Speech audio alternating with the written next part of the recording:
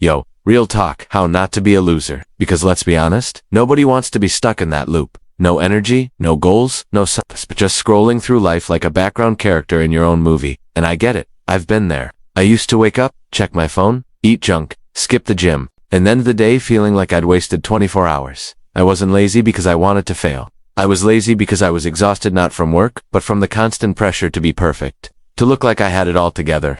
To post the productive morning routine on Instagram. But here's the thing. You don't need to be perfect to start winning. You just need to start.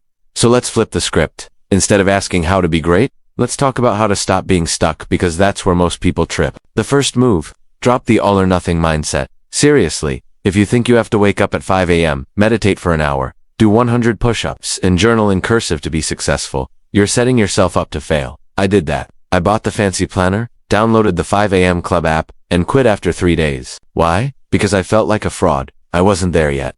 But then I realized, progress isn't a straight line. It's a messy zigzag. So here's what actually worked for Miss Small. Stupidly easy steps that added up.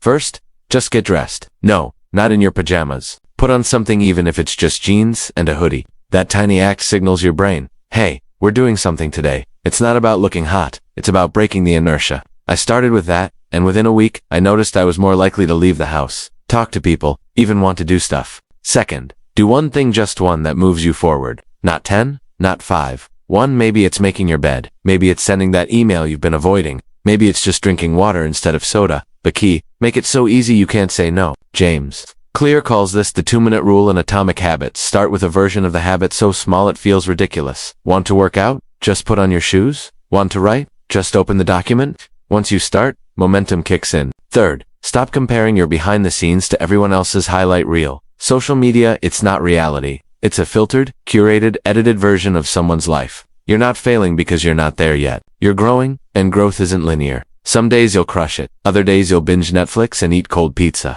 That's okay. What matters is that you keep showing up consistently, not perfectly. Fourth, build a tiny routine, not a rigid schedule. I used to plan every minute of my day like a boot camp drill sergeant. Then I'd miss one thing and spiral. Now, I have a core 3. One thing for my body like a 10-minute stretch. One for my brain, reading or a podcast. And one for my future like applying for a job or learning a skill. That's it. No guilt if I miss one.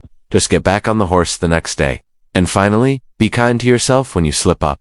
This isn't about being tough. It's about being human. I've had weeks where I did nothing, and guess what? I didn't become a loser. I just paused. Then I restarted without shame. Because self-help isn't about becoming a robot. It's about becoming you, with more clarity, more energy, and more control. The truth? You don't need to look great to start. You don't need the perfect routine, the perfect body, or the perfect plan. You just need to start small, stay consistent, and forgive yourself when you mess up. That's the real formula. And hey, if you're thinking, this sounds too simple, that's the point. Most people overcomplicate it. They wait for motivation. They wait for the right time. But motivation comes after action, not before. So just do one thing today, then do it again tomorrow, and the next day. That's how you win, not with a bang, but with quiet, daily courage. P.S. A lot of what I shared, it's not mine. It's a mix of ideas from James Clear's Atomic Habits, Mel Robbins' The 5-Second Rule, and the wisdom of people like Naval Ravikant on mental models and simplicity, and Tim Ferriss on deconstructing habits. I also pulled from Brené Brown's work on shame and self-compassion because, let's face it, we're all harder on ourselves than anyone else.